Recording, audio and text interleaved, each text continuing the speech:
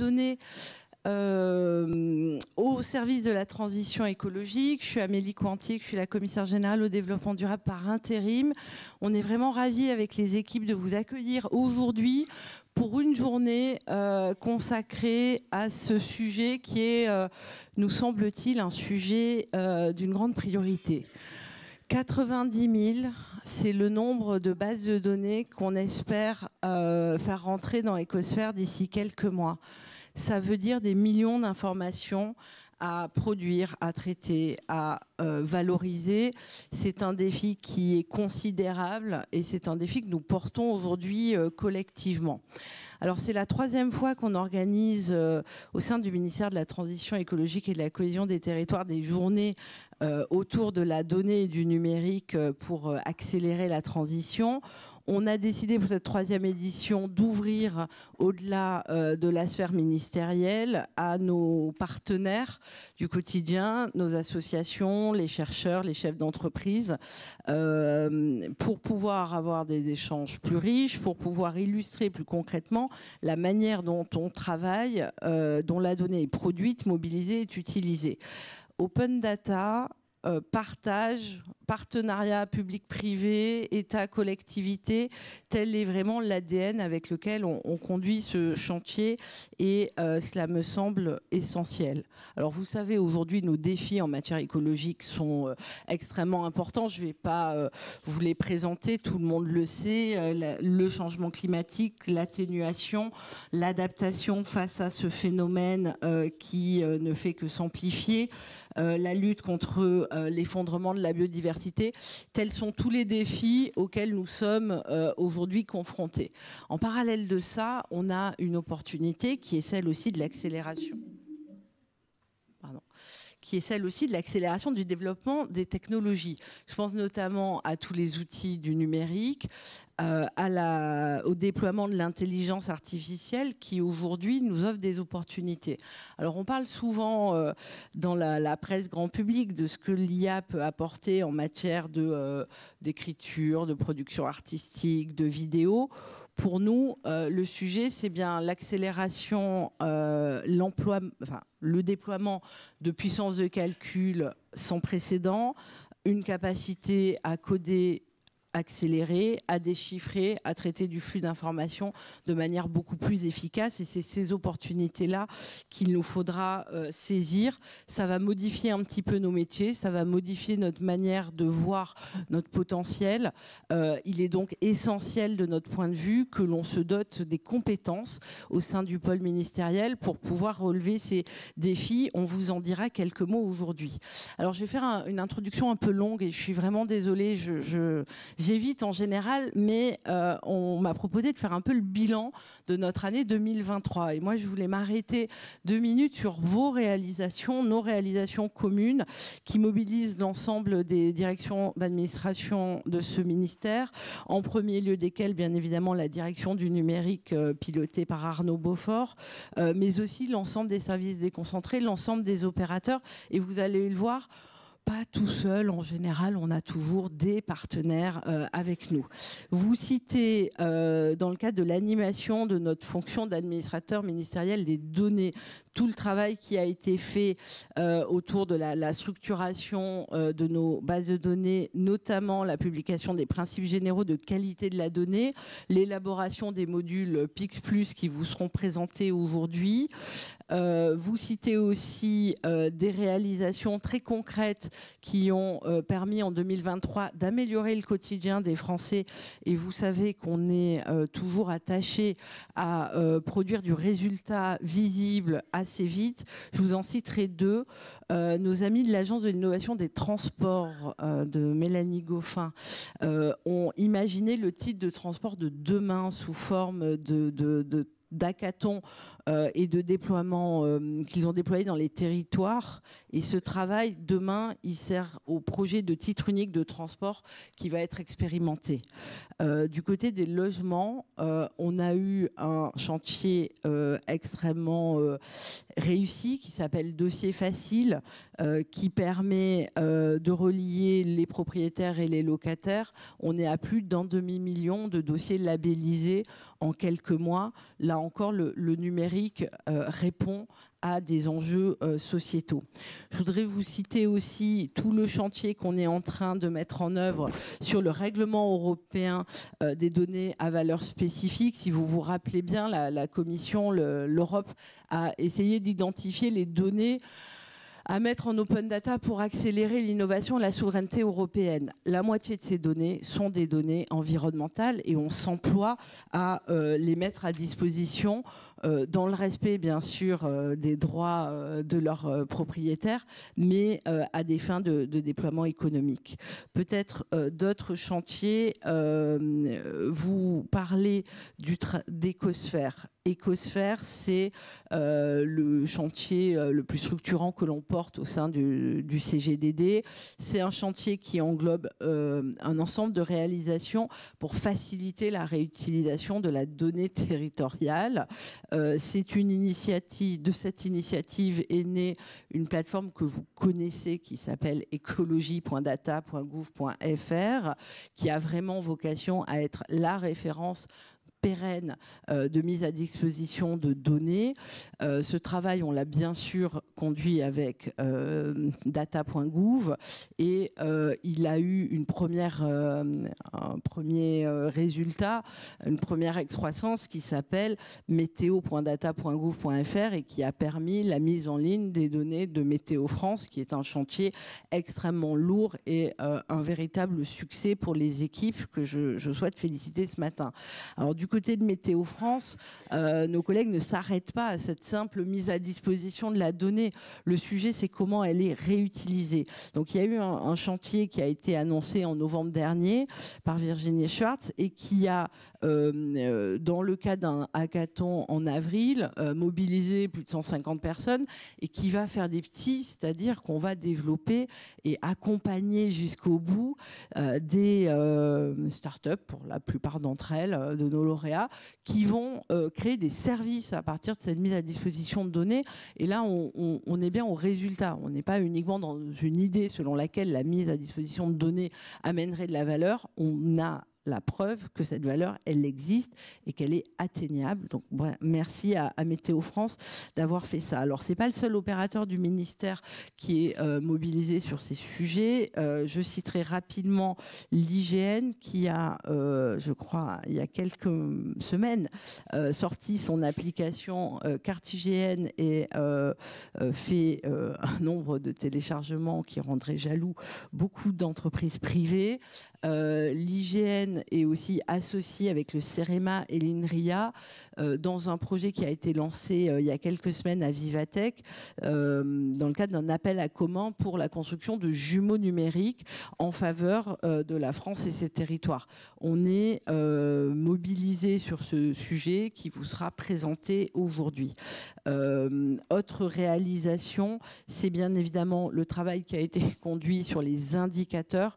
Et là, je voudrais juste saluer ce qui a été fait en quelques semaines par les équipes, qui est la publication des indicateurs territoriaux pour la planification écologique. On s'est outillé d'à peu près 350 indicateurs qui vont permettre en temps réel de piloter le chantier de planification et de décarbonation. Là encore, c'est des données qu'on avait déjà. La question était comment est-ce qu'on les sélectionne rapidement, comment on construit les indicateurs et comment on les met à disposition de tous. En chantier complémentaire, vous dire que ces indicateurs, ils viennent pour nous illustrer ce que l'on attend de la mission connaissance, qui est ce travail de transformation de nos services déconcentrés. L'idée est de doter chaque région finalement d'une mission connaissance à la fois capable de d'éclairer les décisions du préfet et des services de l'État, mais aussi de produire de la donnée en faveur du territoire. Et sur ce sujet, on a également progressé. Et pour les collègues d'Edreal, on en reparlera demain. Dans nos autres réalisations 2023, je voulais vous citer aussi tout ce qui est fait au sein du Conseil national de l'information géolocalisée. il ne faut pas penser que cette instance est un lieu poussiéreux où des géographes du XXe siècle discutent de comment faire des cartographies. Non, c'est un lieu essentiel parce que si on veut être capable de communiquer les uns avec les autres, on a besoin de parler le même langage. Et structurer du langage, de la méthode, c'est en fait extrêmement compliqué dans un monde où, en parallèle, on essaye chacun d'initier des initiatives très vite, avec donc nos propres besoins, sans se demander comment tout ça communique avec le voisin. Le rôle du CNIJ, c'est de nous forcer un petit peu collectivement à travailler sur des sujets qui sont complexes. On a aujourd'hui des commissions qui réunissent les experts nationaux sur tous les thèmes. La dernière installée nous parle d'Europe et d'international, parce que bien évidemment, notre sujet, il n'est pas franco-français. Et on a notamment produit cette année et lancé la fabrique des standards, parce que le sujet est bien celui de la standardisation de nos modèles. Un point sur l'IA, je vous en touchais quelques mots en vous disant que c'est une priorité pour nous. On a déjà commencé. Le 8 février se réunissait en ces lieux une journée d'experts autour des collectivités territoriales, puisque on souhaite au niveau du ministère de la cohésion des territoires embarquer les collectivités aussi dans la mobilisation de l'IA pour la transition écologique. On a participé à la publication d'un livre blanc de la communauté d'acteurs de l'IA dans les territoires, et on est en train de travailler pour organiser des journées en zone rurale qui permettent à des décideurs locaux d'échanger avec des startups, donc dans des formats un petit peu différents de ce qui se fait d'habitude sur ces territoires. Par ailleurs, dans le cadre de France 2030, nous nous sommes battus pour maintenir un projet de démonstrateur d'IA frugale pour la transition écologique, avec une quinzaine de projets qui ont été sélectionnés. Ce sont des projets qui réunissent des acteurs privés, des collectivités territoriales autour de défis tels que la réduction des pollutions, la baisse des consommations énergétiques, la végétalisation des territoires. C'est à peu près 20 millions d'euros qui seront déployés dans le cadre de ce programme, et nous on est assez fiers d'avoir réussi à convaincre que l'investissement, c'est pas que des gigafactories et des grands groupes, mais ça peut être aussi des projets de moindre ampleur, mais avec des vocations de démonstration. Et cette démonstration, elle est d'autant plus importante pour nous qu'on a essayé d'être sélectif. Et vous avez vu, c'est pas de l'IA, c'est de l'IA frugale. Alors l'IA frugale, on y tient parce que il nous semble qu'on a un double défi à relever sur le déploiement du numérique, qui est celui de sa mobilisation pour la transition, mais qui est aussi celui de sa moindre impact environnemental. À horizon 2030, l'empreinte carbone du numérique en France passerait de 2% aujourd'hui à 7% si on ne fait rien. Ça veut dire en gros qu'on va annuler à peu près tous les efforts qu'on fait pour décarboner le transport routier uniquement en achetant des tablettes, des téléphones et en regardant TikTok dans le métro. Donc on a quand même un vrai sujet qui est de dire comment le développement du numérique, il ne s'agit pas de freiner. Je pense que vous avez compris que ce n'est pas notre objectif. Comment est-ce qu'on fait quand même en sorte qu'il se fasse en intégrant la nécessaire les nécessaires objectifs de décarbonation ou limitation d'usage de l'eau? Et ça, au ministère de l'écologie, on pense qu'on est particulièrement compétent et légitime pour travailler sur ce sujet. C'est pourquoi nous avons lancé avec l'AFNOR un travail sur un référentiel général d'IA frugale. L'objectif est de documenter, d'avoir des références, des spécifications pour permettre d'identifier les projets qui seraient les plus légers en consommation carbone. C'est une première mondiale, hein. On est l'un des premiers pays où les communautés d'experts ont décidé de travailler à ces référentiels. Ils nous seront particulièrement utiles en matière de commande publique où les acheteurs publics essayent parfois de s'y retrouver, et ils ont besoin pour ça d'un peu de normes. Donc ce travail continue et on espère pouvoir l'annoncer au niveau français et surtout pouvoir le porter au niveau européen, puisque c'est bien l'échelle de travail sur ces sujets. En termes termes d'intelligence artificielle, vous dire qu'au-delà de ces réflexions un peu générales, on a quelques projets ministériels que je vous citerai rapidement. Vous dire que nos collègues de l'ADEME ont décidé de lancer un projet qui s'appelle Diadem, qui en fait est un chatbot qui vise à aller lire plus rapidement les rapports de l'agence. Nous croulons sur les expertises scientifiques et techniques et nous avons toujours du mal à trouver la réponse à une question simple. Ce projet vise à nous aider à le faire et se sont associés le CEREMA, l'ADENUM, les équipes du CGDD dans un objectif qui est de dire est-ce que ce que fait l'ADEME ne pourrait pas être utile à l'ensemble du pôle ministériel. Au niveau du pôle ministériel, on a un autre projet d'IA qui, lui, a été cité par le Premier ministre dans le cadre du comité interministériel de transformation publique. C'est toujours un plaisir quand les Échos citent vos réalisations en montrant qu'elles contribuent à la transformation de la nation. Et là, c'est le développement d'une aide à la lecture pour les dossiers d'autorité environnementale. Pour ceux d'entre vous qui en ont déjà vu, des fois, on a 10 kilos de papier à lire en 2 mois. Là encore, l'intelligence artificielle peut nous aider à lire plus rapidement ces dossiers de manière plus pertinente, à aller chercher les informations stratégiques. Voilà pour des dossiers, des projets d'IA, mais on reviendra dans la journée sur un certain nombre de nos réalisations.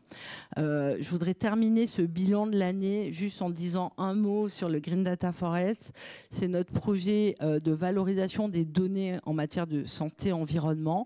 Rappelez-vous, il y a 3 ans, quand on a sorti le plan santé-environnement, la communauté scientifique nous disait on a plein de choses, il y aurait plein de choses à faire, mais en fait, on n'arrive pas à accéder à la donnée. Alors, en matière de santé, il y a eu le hub, Health Data Hub qui a été créé et qui finalement est une formidable réalisation. Ça nous permet d'accéder à des données, mais en matière d'environnement, on s'y retrouve pas bien. Donc, défi relevé. On a mis en place le GD4H. Aujourd'hui, ça fonctionne. Il y a plus de 450 acteurs actifs de cette communauté qui nous aident à mettre à disposition de la donnée. Mettre à disposition de la donnée, c'est aussi veiller à sa qualité. Hein. Vous le savez, je vous apprends rien. Le sujet, parfois, c'est pas de trouver l'info, c'est de vérifier qu'elle soit fiable. Et on y travaille aussi. Et là encore, on ne s'arrête pas à la simple mise à disposition de données, ça serait trop facile. On va chercher à la valoriser. Donc il y a eu encore cette année 9 projets lauréats sur des thématiques telles que le bruit, One Health, l'impact sanitaire du changement climatique, qui ont utilisé ces données pour des projets très concrets. Et on va très prochainement publier les lauréats d'un appel à projet commun qu'on a eu avec l'ADEME sur la question de l'urbanisme favorable à la santé. Comment construire des villes qui ne génèrent pas des allergies, des problèmes de santé pour les gens qui y habitent, en utilisant, là encore, les données numériques dont on dispose à la fois en termes de pollution, mais aussi en termes de construction de la ville. Donc ça, c'est l'Expé Urba Santé dont les résultats seront publiés bientôt. Je m'arrête là pour le bilan des années. J'espère ne pas vous avoir tout écrasé d'informations et saoulé, mais je voulais quand même saluer le travail de notre communauté, de votre communauté, pour dire à quel point elle est dynamique et à quel point il me semble utile de faire valoir tout ce qui s'y fait, qui est, me semble-t-il, de l'accélération de politique publique de manière très opérationnelle. Alors, tout ça ne se fait pas de manière anarchique. En réalité, il y a une organisation et on se recoupe sous une feuille de route numérique et donnée qui a été coélaborée avec les équipes du secrétariat général et qui, en fait, est la stratégie du ministère de l'écologie en matière de données et de numérique. Et donc, tous les chantiers que je vous ai cités, ils s'inscrivent bien évidemment de manière très opérationnelle dans cette stratégie. Alors, pour l'année qui vient, nos priorités très rapidement avant de laisser la parole aux orateurs. Le premier, vous l'avez compris, c'est l'intelligence artificielle. Comment est-ce qu'on commence à s'acculturer collectivement et accélérer un certain nombre de projets qui seront des exemples de ce que ces technologies peuvent nous permettre de faire. Alors, je vous ai plutôt parlé de projets grand public, mais l'enjeu, pour nous, il est aussi la formation et la transformation des métiers notamment chez certains opérateurs où les métiers seront un peu modifiés. Le deuxième sujet, c'est l'open data de la donnée publique. Et là, je vous ai dit, à la fois mise à disposition, mais aussi comment est-ce qu'on garantit la fiabilité, la complétude et la mise à jour des informations. Vaste chantier. Et puis peut-être un sujet un peu plus thématique, qui est la question de l'adaptation.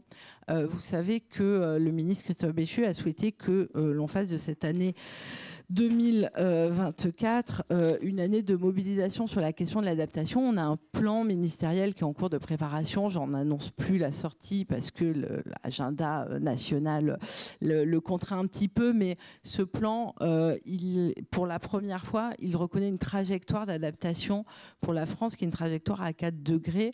Donc ça correspond à un peu plus du 1,5 en moyenne. Il rappelle que notre territoire, parce qu'il est situé dans une zone géographique qui jusqu'à présent a été très favorable, en fait, va être particulièrement heurté par les changements climatiques, que ce soit le littoral avec des dizaines de milliers de logements qui ont vocation à disparaître, ou nos activités de montagne, où on sait que le secteur économique de la montagne va être fortement chamboulé.